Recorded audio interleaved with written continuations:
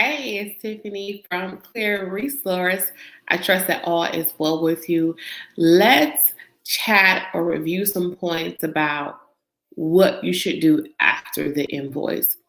So there's a lot of focus, time, and energy that goes toward recruiting clients, right? Which is what you're supposed to be doing, making your connections, building relationships, introducing people to the problem that you solve for them. Now, once they pay, hey, Nikisha Boo, hey, girl, hey.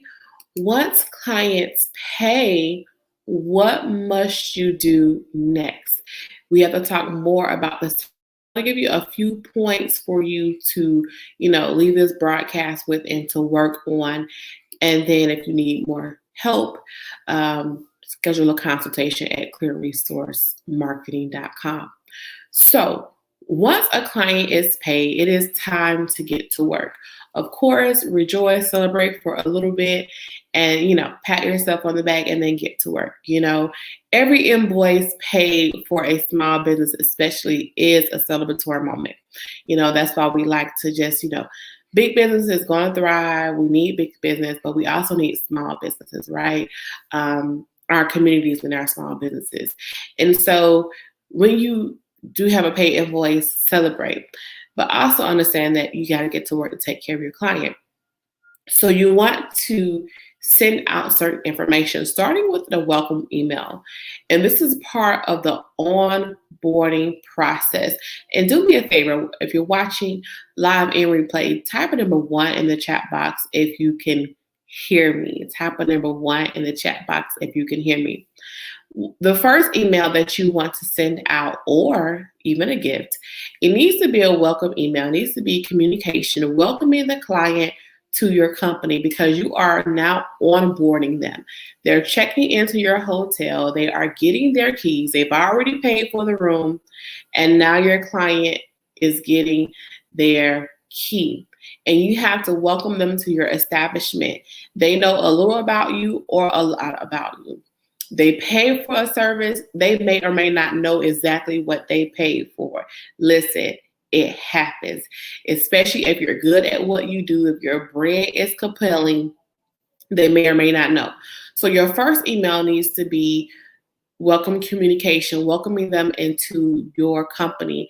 That information should be something like your business hours, what you do. This is where you could talk about the mission of your company, how you help your clients.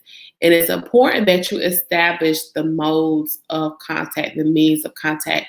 What is your primary way of contact? How can your customers contact you? What are your business hours? So if you contact via email only, or via email and text message, or if you have any other specialty in which you contact your clients, this is the time to let them know. You want to set clear, established boundaries. Even if you've already told them, you tell them again, because once again, they're checking into your hotel and now you are giving them the directions. Here's where you go for this. Here's where you go for that. This is what we're going to do, X, Y, and Z. So you welcome them in, and you want to do this on a premise as if they've never been to your website. They've never been to your social media page. They've never met you in person. They have never shaken your hand. You welcome them in. And then following that, so that's like your first communication, and that needs to happen right away. Why, Tiffany? Because they paid. And so now you need to submit their feeling. You want to make sure that they don't experience buyer's remorse. Your client should get more than invoices and receipts from you. Your clients, I'm going to say that again.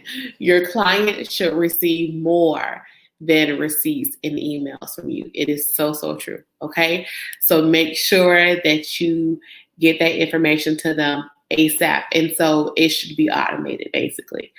And then you want to set up, here's what we suggest. Your clients need a portal. Your clients need a folder. Your clients need somewhere to go to access all of their information. So how does that look? When you go to the doctor, you have a chart or you have a file of some sort. And that chart, that folder, that file houses all of your information, right?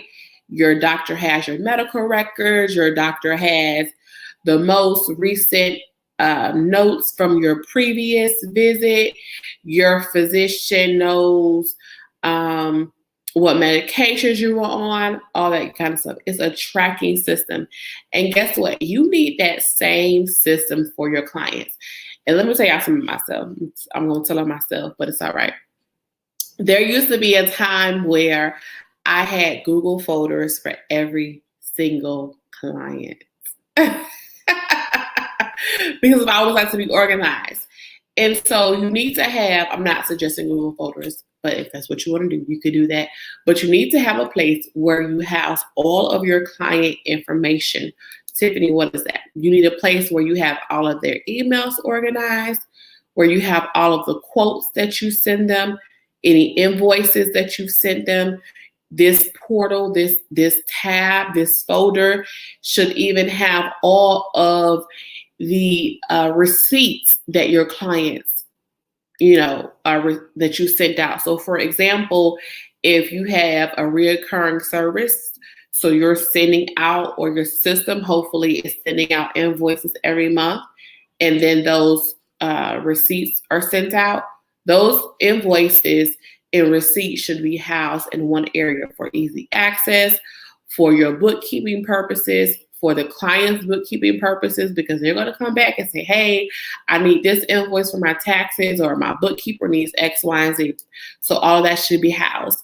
Anytime you send contracts out to the client, any documentation file should all be organized in one place for your client. Okay, so you're going to give them access to that folder. So you're going to send that folder and say, hey, here is your personal folder. All of your details will be stored here for your easy access. Simple, right? Excellent, fun. You also want to make sure that you outline, when you have that new client, how they pay. What is your payment system? What is your payment process? Do you accept invoices only? Electronic payment only? Are you accepting payment through other means? Like, I know some people use PayPal only, or they use Zelle or Cash App. Whatever your payment method is, you want to outline that. When do clients pay? Do they pay on a particular day of the month? Do they pay on the first of the month? Do they pay every month from which their service is initiated? What is the late payment process? Are payments late 24 hours after a payment is missing? 3 days, a week? What is your late payment process? And then is there a late fee? So you want to think about all the fundamentals of your business and your structure and put that in writing. And you're going to send your clients an email every 3 days or once a week. Because again, this is you having ongoing communication with your client after they have paid your invoice. Now, the next 2 minutes, I'm going to wrap this up. So let me tell you why this is important. You should have all these emails automated to go up. Your standard onboarding emails to welcome your client to your company after they have paid. There should be standard basic information that applies to all of your clients. Schedule these emails and they should go out. They should be automated. That gives you breather time. That gives you time to work on the project, right? And not have the client waiting on you to contact them or waiting for you to give them an update. So while your automated emails are going out to welcome your clients to your company, they're automated, so they're on autopilot. You're not doing anything. That gives you time to work on their project, and they feel like they've been in communication with you, and they're not sitting and twirling around, figuring out if you're working for them. And if, when you talk to clients, they feel like you're working for them, which you are. So that gives you some startup time to get started on the project without feeling like you have to babysit your client and call them every day. Let your systems handle that for you. So this is very important when it comes to taking care of your clients after the invoice. When you have new clients, you need to nurture them. You need to be in communication with them.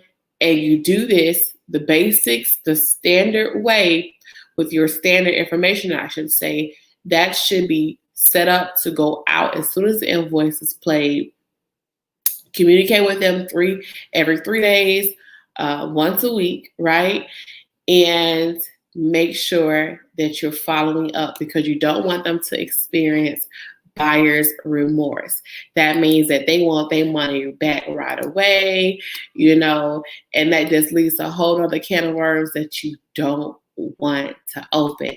So take care of your clients with some premium service using these tips because you can do it. It's just that simple. It's just that simple.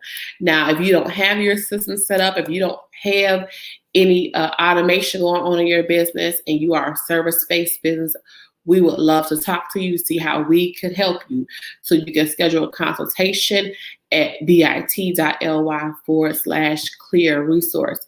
Click on Clarity Call and let's see how we can assist you with saving more time because you don't need to be the secretary in your business. It's past the day of shuffling paperwork. Some things just need to be automated so that you can get other things done because a business that's not automated will not reach its income goals.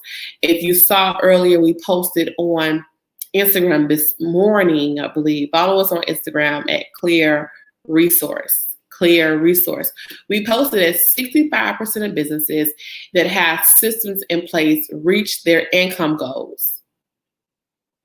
And when you start to reach your income goals consistently, that means that every month you set out to make a certain amount. When you start to reach your income goals, you can start to scale. You can start to build your capacity and you can really start to make more money. All right. And when you make more money, that's a clear sign that you're helping more people. And that's why we're in this, right? So I hope these have been some tips that will assist you. If you have any questions, please do comment below. Make sure you go to clearresourcemarketing.com to learn more about what we do. And until next time, let's be clear.